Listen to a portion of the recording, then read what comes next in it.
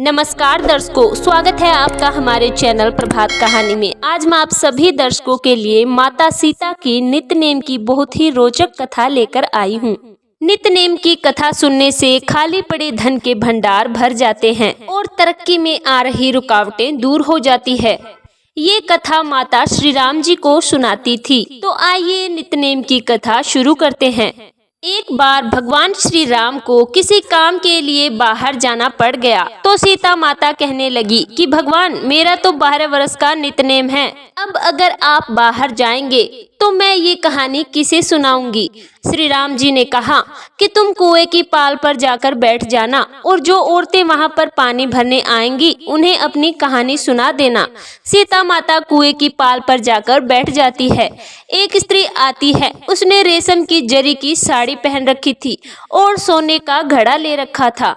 सीता माता उसे देखकर कहती है कि बहन, मेरा 12 वर्ष का नित्यनेम सुन लो।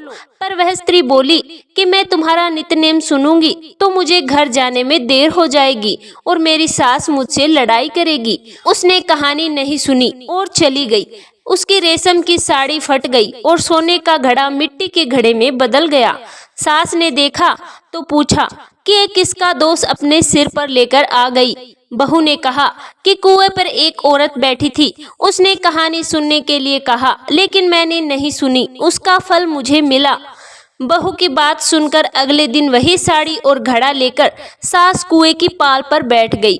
सास को वहीं माता सीता बैठी मिली तो माता सीता ने कहा कि बहन, मेरी कहानी सुन लीजिए। सास बोली कि एक बार तो छोड़ो, मैं तो 4 बार कहानी सुनूंगी। सीता माता कहानी सुनाने लगी। राम आए, लक्ष्मण आए, देश के पुजारी आए, नित्यनेम का नेम लाए। आओ राम, बैठो राम, तपी रसोई जियो राम, माखन मिश्री खाओ राम, दूध बतासा पियो राम, सूत के पलका मोठो राम, साल दुसाला पोठो राम, साल दुसाला ओढ़ो राम। जब बोलूं जब राम ही राम, राम संवारे सबके काम, खाली घर भंडार भरेंगे, सबका बेड़ा पार करेंगे। जय श्री राम, जय श्री राम। सास बोली कि बहन, कहानी तो बहुत अच्छी लगी। कहानी सुनकर सास घर गई तो देखा उसकी साड़ी फिर से रेशम की बन गई। मिट्टी का घड़ा फिर से सोने के घड़े में बदल गया। बहू कहने लगी, सासू माँ, आपने ये सब कैसे किया। सास ने कहा कि बहू, तू दोष लगा के आई थी और अब मैं दोष उतार कर आई हूँ। बहू ने फिर कहा कि वह कुएं वाली स्त्री कौन है। सास बोली कि वे माता सीता थी। वे पुराने से नया कर देती है और खाली घर के भंडार भर देती है। वह लक्ष्मी जी का वास घर में कर देती है। आदमी की जो भी इच्छा हो उसे पूरी कर देती है। बहू बोली कि ऐसी कहानी मुझे भी सुना दो। सास बोली, ठीक है, तुम भी सुनो। सास ने कहानी शुरू की। राम आए, लक्ष्मण आए, देश के पुजारी आए, नित्यनेम का नेम लाए। आओ राम, बैठो राम, तपी रसोई जियो राम, माखन मिश्री खाओ राम, दूध बतासा पियो राम, सूत के पलका मोठो राम, साल दुसाला पोठो राम, साल दुसाला ओढ़ो राम। जब बोलूं जब राम ही राम, राम संवारे सबके काम, खाली घर भंडार भरेंगे, सबका बेड़ा पार करेंगे। जय श्री राम, जय श्री राम। कहानी सुनकर बहू बोली कि कहानी तो बहुत अच्छी है। सास ने कहा कि ठीक है, इस कहानी को रोज कहा करेंगे। अब सास बहू रोज सवेरे उठती, नहाती धोती और पूजा करने के बाद नित्यनेम की माता सीता की कहानी कहती।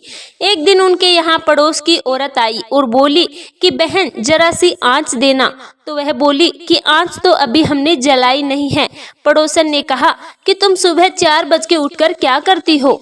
उन्होंने कहा कि हम सुबह उठकर पूजा करते हैं, फिर माता सीता की नित्यनेम की कहानी कहते हैं।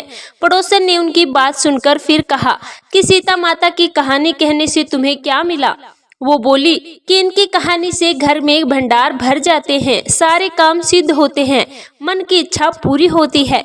पड़ोसन कहती है कि हे बहन, ऐसी कहानी तो मुझे भी सुना दो। फिर वह बोली, तुम भी कहानी सुन लो। कहानी कहने से सीता माता ने पड़ोसन के भी घर के भंडार भर दी। हर किसी की मनोकामना पूरी होने लगी। हे माता सीता, जैसे आपने उनके भंडार भरे वैसे ही आप हमारे भंडार भी भरना। कहानी सुनने वाले की, हुंकारा भरने वाले की, सबकी मनोकामना पूरी करना। जय श्री राम।